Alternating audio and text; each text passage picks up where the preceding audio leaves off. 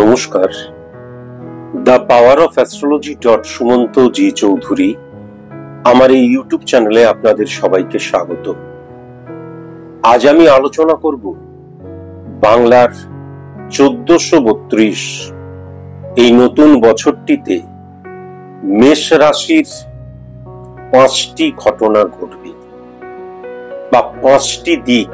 মেষ রাশির জাতক জাতিকাদের 5টি দিককে আমি উল্লেখ করব এবং যারা তোমরা মেষ রাশির জাতক জাতিকা, যদিও বারবার ধরে বলেছি এটা একটা সার্বিক গণনা, সার্বিক ক্যালকুলেশন এবং সার্বিক প্রেডিকশন, তবুও ব্যক্তি কেন্দ্রিক যারা তোমরা মেষ রাশির জাতক জাতিকা, তারা দেখবে অল্প বিস্তর হলেও এই ঘটনাগুলো তোমাদের জীবনে ঘটবেই। 5টি ঘটনা নির্দিষ্টভাবে যদি আমাকে আমার জীবনের পুঙ্খানুপুঙ্খ ডিটেলিং করতে হয় বা ডিটেলিং এর প্রয়োজন হয়, তাহলে অবশ্যই কিন্তু কোনো সায়েন্টিফিক অ্যাস্ট্রোলজার, যেই অ্যাস্ট্রোলজার কালপুরুষ ছক ক্রিয়েট করতে পারে চোখের কর্নিয়া দ্বারা,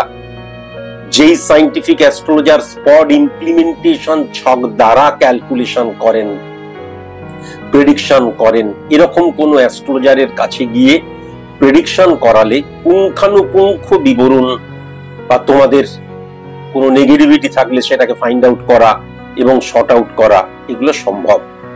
আমি যেটা বলছি সেইটা একটা সার্বিক বিশ্লেষণ মাত্র।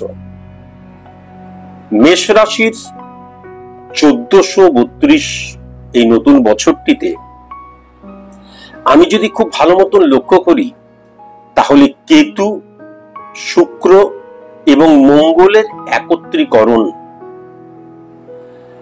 5 নাম্বার ঘরকে হিট করছে এবং তার দ্বারা 11 নাম্বার ঘর এবং 2 নাম্বার ঘর কিন্তু পাওয়ারফুল হয়ে যাচ্ছে, ইনক্রিজ করছে পজিটিভ অর্থেই।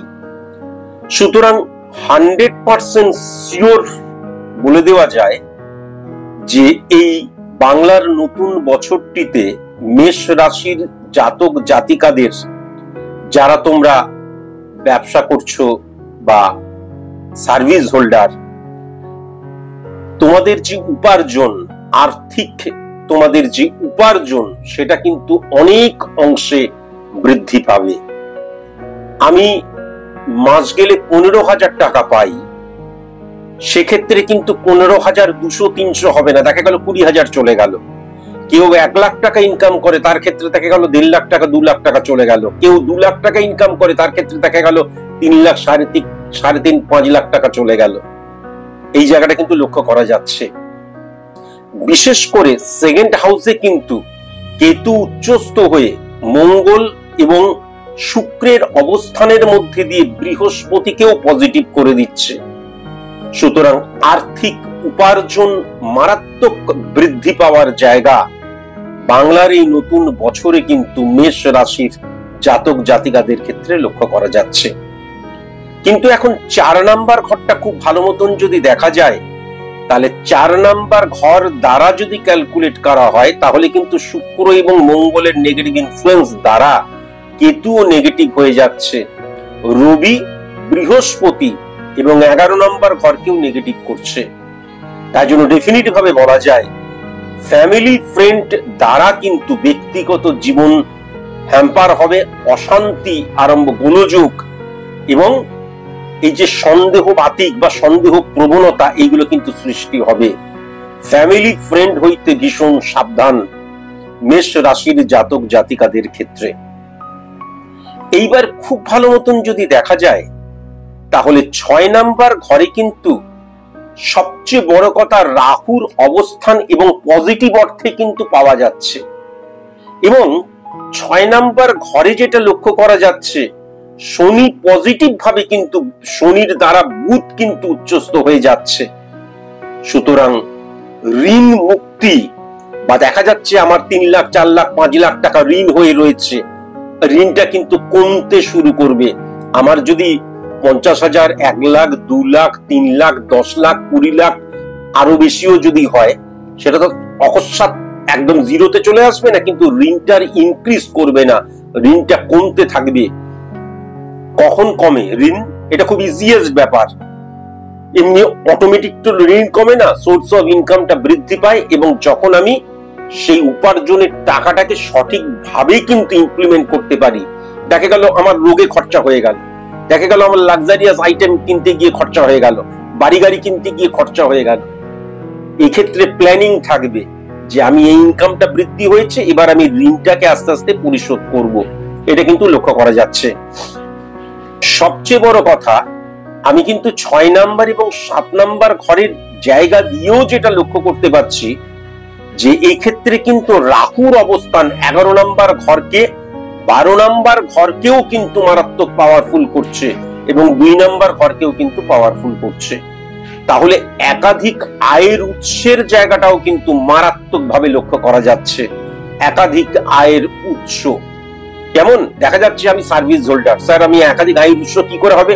দেখা গেল বউয়ের নামে একটা ব্যবসা করছি, বা দেখা গেল আমি ছেলের নামে একটা বিজনেস শুরু করলাম, বা দেখা গেল আমি আত্মীয়র নামে কোনো বিজনেস করলাম, কিন্তু সেখানে কিন্তু আমার যে যুক্ত হওয়াটা, একদম প্রফেশনালি যুক্ত হওয়া, যে আমি অন্যের নামে করে দিলাম, আমি আমার মতন কাজ করছি, তারা তাদের মতন, তা নয়। এটা কিন্তু লক্ষ্য করা যাচ্ছে পজিটিভ জায়গা, একাধিক আয়ের উৎস। বিজনেসম্যানদের ক্ষেত্রে তো মারাত্মক একাধিক আয়ের উৎস। গুপ্ত শত্রুতার জায়গাও লক্ষ্য করা যাচ্ছে, ফ্যামিলিগত গুপ্ত শত্রুতার জায়গাও প্রবল ভাবে লক্ষ্য করা যাচ্ছে, কিন্তু তারা সেরকম ভাবে কোনো ক্ষতি করতে পারবে না। কেতু এমন একটা প্ল্যানেট, যদি নেগেটিভ হয়ে যায় তাহলে কিন্তু কখনো স্পিরিচুয়ালিটি, আধ্যাত্মিকতা, এইগুলো কখনো একটা মানুষের শরীরের মধ্যে, মনের মধ্যে আসতে পারে না।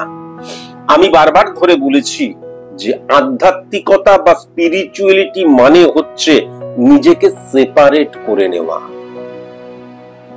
এইটুকু মানেটা বুঝতে পারলেই কিন্তু আধ্যাত্মিকতা নিয়ে আর পড়াশোনা করার, স্পিরিচুয়ালিটি নিয়ে আর পড়াশোনা করার প্রয়োজন হয় না। আমি এখানে তো আধ্যাত্মিকতা, স্পিরিচুয়ালিটি নিয়ে এখন বর্ণনা দিতে পারবো না, তাই জন্য এইটুকুই শুধু বললাম। তাহলে কেতুর অবস্থান বৃহস্পতি দ্বারা এবং মঙ্গল দ্বারা, মঙ্গল পজিটিভ ভাবে হিট করছে, বৃহস্পতিকে পজিটিভ ভাবে হিট করছে, এবং রবি প্ল্যানেটটাকেও কিন্তু পজিটিভ ভাবে হিট করছে। তাহলে আমি যেটা লক্ষ্য করতে পারছি, মেষ রাশির জাতক জাতিকাদের ক্ষেত্রে যারা আধ্যাত্মিকতা, স্পিরিচুয়ালিটি গেইন করতে চাও, তারা কিন্তু অবশ্যই এই সময় আধ্যাত্মিকতার মধ্যে নিজেদেরকে বিলীন করে দিতে পারবে, লীন করে দিতে পারবে, ডুবে যেতে পারবে। হ্যাঁ, স্পিরিচুয়ালিটি, আধ্যাত্মিকতা, এই জায়গাটা কিন্তু আমি লক্ষ্য করতে পারছি। তাহলে আলটিমেট 1432 বাংলার নতুন বছরটিতে মেষ রাশির যে 5টি দিক আমি লক্ষ্য করতে পেলাম, তা হচ্ছে অকস্মাৎ, অকস্মাৎ বললে ভুল হবে, আস্তে আস্তে অর্থ উপার্জনটা কিন্তু বৃদ্ধি পাবে, আয়ের উৎসটা বৃদ্ধি পাবে, এবং আয়টাও কিন্তু বৃদ্ধি পাবে, এটাও লক্ষ্য করা যাচ্ছে। কেমন? ফ্যামিলি ফ্রেন্ড দ্বারা কিন্তু ব্যক্তিগত জীবনে অশান্তি, অসন্তোষ, এবং কি হবে, এই যে সন্দেহ প্রবণতা, তারপরে এর কথা ওকে কানে লাগানো, ওর কথা ওকে কানে লাগানো, এই জায়গাগুলো কিন্তু লক্ষ্য করা যাচ্ছে। এখান থেকে ভেরি ভেরি কসাস এবং কনসাস। তুমি যদি চাও, আমি আবার বলছি, মানুষের চেয়ে বড় শক্তি, মানুষের চেয়ে মানে সব দিক দিয়ে সুপ্রিম এই জগৎ সংসারে কিচ্ছু নেই। তার কারণ প্রকৃতিকে যে বশীভূত করে, প্রকৃতি হচ্ছে এক্সট্রিম পাওয়ারফুল বলা হয়, সুপ্রিম পাওয়ারফুল, তাকে কখনো কন্ট্রোল করা যায় না, একমাত্র মানুষ করতে পেরেছে। তুমি যে ঈশ্বরের কথা বলো, সেই ঈশ্বরও কিন্তু god is dedication, combination of all relation thinkings, G O D god, G generation O observation, D dedication, generation, observation, ডেডিকেশনকে একত্রিত করলে যে সুপ্রিম পাওয়ারটা সৃষ্টি হচ্ছে, সেটাই হচ্ছে ঈশ্বর।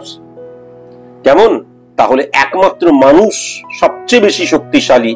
তাই জন্য তুমি যদি চাও, আমি বারবার ধরে বলেছি, আমার দেখা গেল মাসে লাখ টাকা ইনকাম করলাম, এবারে দেখা যাচ্ছে সেখানে আমার মাসে মানে কি বলবো, শুনতে খুব খারাপ লাগলো, 20,000 টাকা 25,000 টাকা শুধু মদের পেছনেই চলে যাচ্ছে, বা ফুর্তির পেছনেই চলে যাচ্ছে, যৌনতার পেছনে চলে যাচ্ছে, হ্যাঁ, আনন্দের পেছনে আরো টাকা যাচ্ছে। এবার প্ল্যানিং ওয়াইজ যদি আমি আমার ঋণ আছে, এটা যদি তুমি মনে করো এবং সেখানটাই যদি হিট করো, তাহলে কিন্তু ঋণ মুক্তি শুরু হবে এই সময় ডেফিনিট ভাবে দেখতে পাচ্ছি। একাধিক আয়ের উৎস, এটাও কিন্তু আমি লক্ষ্য করতে পারছি। সেই সঙ্গে এটাও বলি যে তোমার খুব কাছের মানুষ দ্বারা কিন্তু গুপ্ত শত্রুতার জায়গাও লক্ষ্য করা যাচ্ছে, যদিও তারা সেরকম ভাবে তোমার কোনো ক্ষতি করতে পারবে না, এটাই কিন্তু আমি দেখতে পাচ্ছি। আর পরিশেষে হচ্ছে আধ্যাত্মিকতার জায়গাটা কিন্তু অত্যন্ত পজিটিভ। সবাই তো আর আধ্যাত্মিকতার মধ্যে ডুব দেয় না। প্রত্যেকটা মানুষের চিন্তাধারা, তাদের নেচার, তাদের বহিঃপ্রকাশ, বডি ল্যাঙ্গুয়েজ আলাদা। যারা স্পিরিচুয়ালিটি গেইন করতে চাও, যারা আধ্যাত্মিকতাটাকে জানতে চাও, সেখানে ডুবতে চাও, তাহলে ডেফিনিট ভাবে কিন্তু তার জন্য কি করতে হয়, seeking stone standing on the সিশোর, এই মাইন্ডটা আগে থাকতে হবে যে আমি কিন্তু কিছুই জানি না, আমি কিন্তু সমুদ্র উপকূলে দাঁড়িয়ে কেবলমাত্র একটা করে নুড়ি কোড়াচ্ছি মাত্র। এই মানসিকতা না থাকলে কখনো কিন্তু আধ্যাত্মিকতা বা স্পিরিচুয়ালিটির জায়গায় যাওয়া যায় না।